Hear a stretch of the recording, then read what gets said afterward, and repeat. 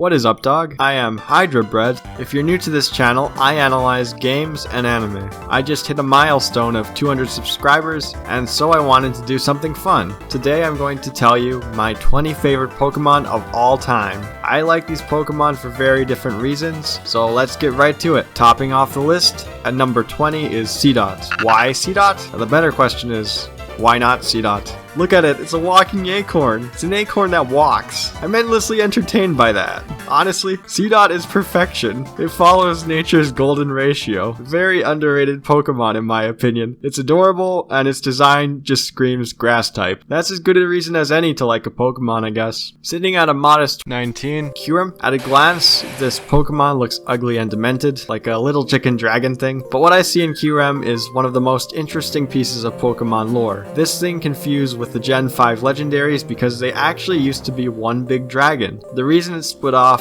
was because it held conflicting worldviews, and those worldviews manifested as Reshiram and Zekrom. Reshiram sided with truth, seeking preserving the past and legacy. Zekrom sided with ideals, seeking to push mankind forward with progress and technology. What they left behind was an empty husk trying to reclaim its identity. I am so captivated with the premise of this super legendary being split apart because of its internal turmoil that Qrem earned a spot on my top 20. Maybe one day we'll get to see what it looked like as one being. At number 18 we have Sylveon. There's nothing particularly deep about this Pokemon, it just looks very elegant. Plus, it's a fairy type, so it's pretty useful in gameplay. I like to imagine some trainers have Pokemon walking by their side as a fashion statement to match their outfit, and from that perspective, Sylveon is a stylish traveling companion. Number 17 will leave you shocked and spooked. It's Rotom. Rotom's neat. The gimmick of going into devices is cool, but I like Rotom because of my introduction to Rotom. I was just 6 or 7 years old when I first played Diamond and Pearl, so when I walked into the abandoned house hidden at the back of a forest in just like a Pokemon game, I wasn't expecting to be spooked. The music was so eerie. Ghost NPCs walked by and vanished without a trace. The game would keep telling you there was a family here who died, and it just made the old chateau area really creepy and unnerving. I swear the way this game was set up was easily creepypasta levels of scary for me as a kid. But I always kept coming back to the house anyway because I thought there would be something in there. It couldn't be empty, right? It was a pretty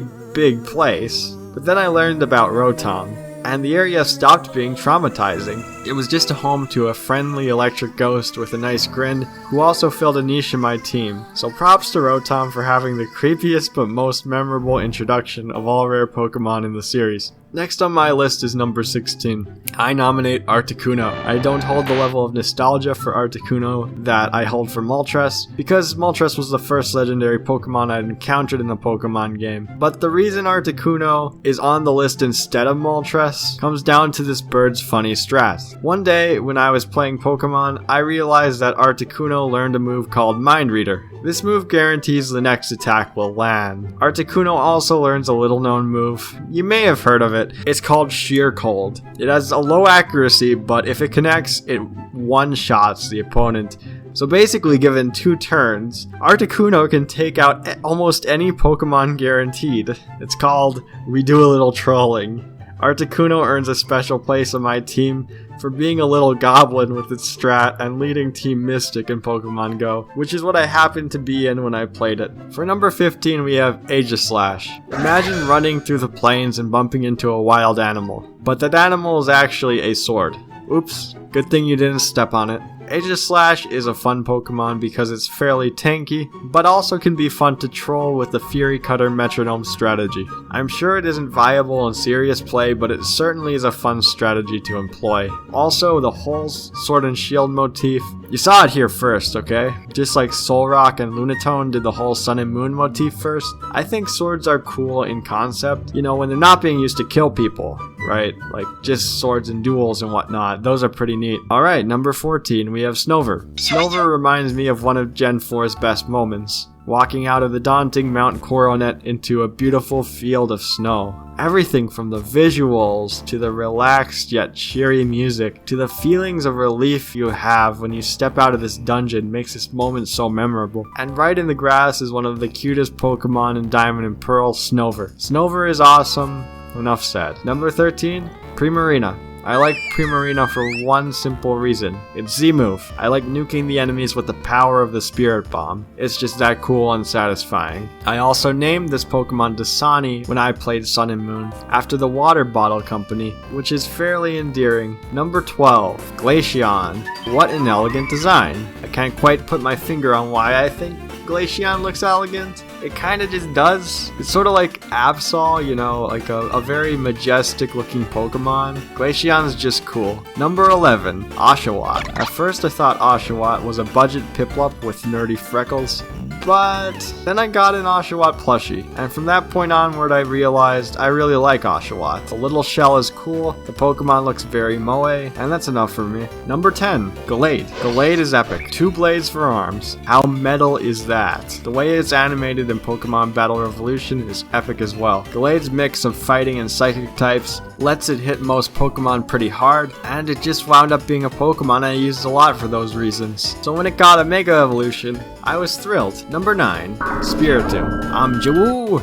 Out of all the Pokemon in Diamond and Pearl, none made you work as hard as Spiritomb. Getting Spiritomb was a process and a half. It required hours of engagement with the underground mode, and once you successfully caught Spiritomb, it was pretty okay. At the time, Ghost Dark type meant nothing was super effective against you, so Spiritomb at least had that going for it, and a Pokemon made of 100 souls stuck together for hundreds of years is such a fascinating concept. I like its design a lot. In 8th place, the first Pokemon I ever got, Charizard. Charizard was a great starter in concept because the growth of a fire lizard into a fire dragon showcased just what evolution could be in the early days of Pokemon. It doesn't have to have a complicated design like the modern Pokemon do. Simplicity does wonders for making this Pokemon iconic. Also, it's a fire-breathing dragon. Need I say more? Very cool, Charizard. Very cool. Now we're getting on the top 7. Number 7 is Yveltal. I like its sleek and cool design, but more importantly, I like its exclusive move, Oblivion Wing. First of all, that attack name is the most metal thing in this video so far. Second of all, the animation of Oblivion Wing is straight fire. Third, it drains health. When your best attack doubles as a lifesteal, you know you're doing something right. Number 6, Ash Greninja. The mechanic of KOing a Pokemon to transform is endlessly satisfying, especially as it has an epic animation every time you succeed. Ash Greninja takes the aesthetic of a ninja and elevates it to the next level with a gigantic shuriken made of water on its back. This Pokemon really enhanced my Sun and Moon experience. Number 5, Palkia. Torn apart by Spatial Ren! Most people prefer Diamond version and Dialga, but I personally prefer Palkia's aesthetic for a few reasons. Firstly, it looks like a seraph or something, a really divine, angelic creature that matches the majesty of the pearls on its shoulders. Secondly, Spatial Rend is awesome. Lastly, Palkia has a really cool cry that feels as majestic as Palkia itself. Number 4, Darkrai. No Sinnoh experience is complete without freaky lore. Darkrai's event story that I may or may not have used in Action Replay to see was pretty scary. Darkrai itself rocks a Grim Reaper aesthetic and has a move pool that is as devastating as it is satisfying to use. And Darkrai's speed stat ensures that Dark Void has a chance of happening in any given battle. Darkrai remains one of the coolest looking Pokemon while remaining formidable in combat, and that combination really elevates it. Bonus points for having an awesome theme in the anime movie. My third favorite Pokemon ever is Regice. Yeah, Regice. I hate to pull another seed out here, but it's a living ice cube. It's ice. It's just ice. Literal perfection. I just gotta say, what a fun design. So simple, so great. Regice kind of skates around when it walks, and it's just adorable. That's all there is to it. My second favorite Pokemon ever is Mega Charizard X. Take Charizard, who is already one of the coolest Pokemon, and make it 10 times more epic, and you have Mega Charizard X. This Zard is, in my opinion, inferior to Zard Y in battle because of the Sunny Day and special attack boost combo, but it wins in style points. This Charizard is so cool that it beats a water attack that Ash Greninja throws at it with fire. Fire! Mega Charizard X isn't even better with fire attacks than normal Charizard, so Charizard X defies logic. That's how cool it is. And now, we finally get to my my favorite Pokemon of all time. And that Pokemon is Shaman Landform. This is the cutest Pokemon I have ever laid my eyes upon. The world doesn't understand the glory of this walking Chia pet. Usually, an adorable Pokemon will be pretty weak, while the cooler, tough-looking Pokemon are stronger. Shaman breaks this rule by being a mythical Pokemon despite looking like something you'd encounter in Route 1. Much more so than any other mythics, which in my opinion is a massive W. So there you have it, my top 20 favorite Pokemon. A big thank you to all of my subscribers and to anyone else who happened to sit through this entire video. Have a great week, take care of yourself, and see you next time.